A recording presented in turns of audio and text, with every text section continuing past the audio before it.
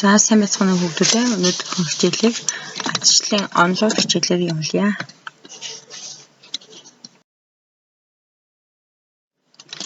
За ардчлалын онлоод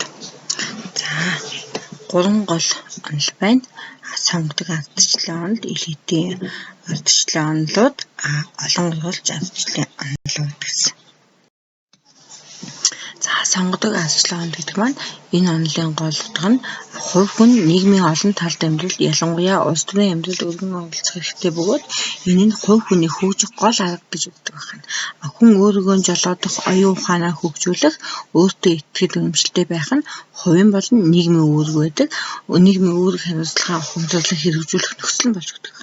Ийм болохоор хувь иргэдийн ухамсартай оролцоогоор байгуулагдсан төр засаг ард түмний өмнө бүрэн хариуцлага хүлээх ёстой гэж үздэг байна. За сонгодог ардчлалын үзэл санааны гол зарчим нь болохоор төрийн засаглалыг хэрэгжүүлэхэд ард түмэн нийтээр оролцох хэрэгтэй байна. Олон түмэн өөрсдийн төр засгаар сонгож байгуулна. Төр нь хүний нэр төр, эрх чөлөө, өмч хөрөнгийг хамгаална. Улс төрийн амьдралд иргэд тэгш эрхтэй оролцох, хүний эрх болон хинээс ч үл хамаарах зам ёсны зүйл мөн зэргийн зарчмууд үйлчилдэг байна.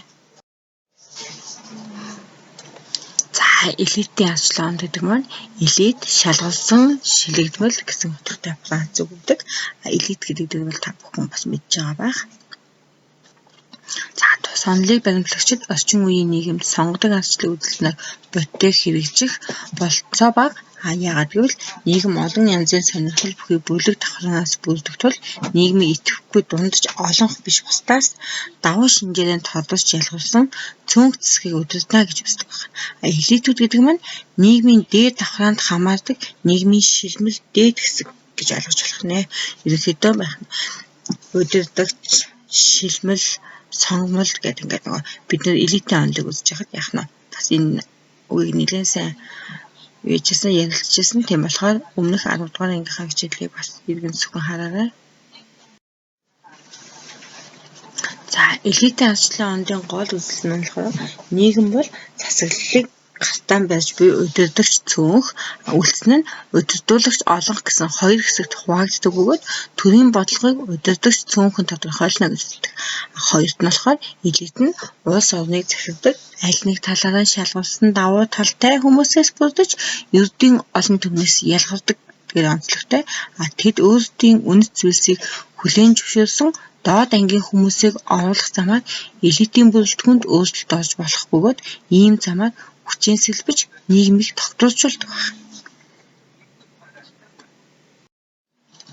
За гуравт маань элит дан ганц хувийн сонирхол авчдаггүй, харин ч нийгмийн хэрэгцээ, олон түмний аж амьдралын үзүүлэлт зэрэг олон зүйлийг шийдвэр гаргахдаа зайлшгүй харгалзаж ардчлалын баттган хамгаалах үүргийг гүйцэтгэх гэсэн.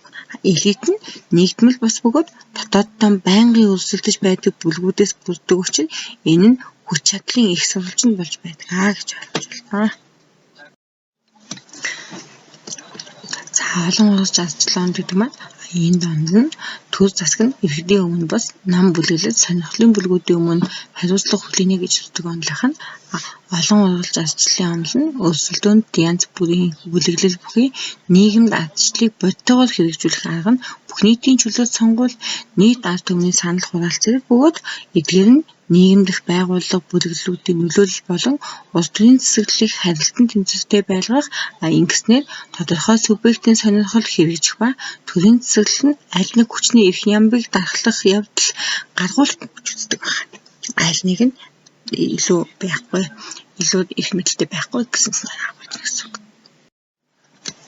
За олон ургуулж ардчлалын онолын гол үзэл нь болохоор улс төрийн амьдралд шийдвэр гаргахад бүх хүнийг оролцуулах боломжгүй ч ардчлалын зарчмуудыг бодитойгоор хэрэгжүүлэх болцоотой гэж үздэг.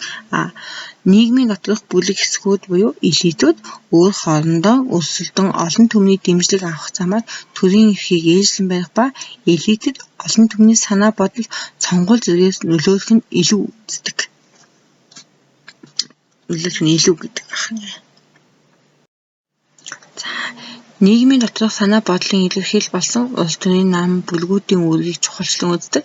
Төрийн эрх мэдлийг хэрэгжүүлэхэд нийгмийн янз бүрийн нам бүлгүүдийн тэгш оролцуулах замаар тэдгээрийн ашиг сонирхлыг зөв зохицуулах, нийгмийн нэгдмэл байдлыг хангах, тулгымдсан асуудлыг шийдвэрлэх улс төрийн хэрэгсэл гэж үздэг байна.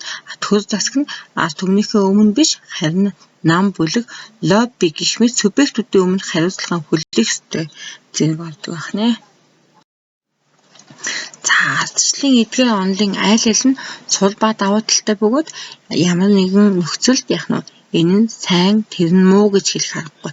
Тухайн айл нэг улс оронд аль нь илүү тохиромжтой вэ гэдэг нь тэр улс орны түүхэн уламжлал, иргэн шил, хэл, соёл, хүн амын социал бүтэц зэрэг олон хүчин зүйлүүдээс шалтгаалдаг гэж үзэх нэ.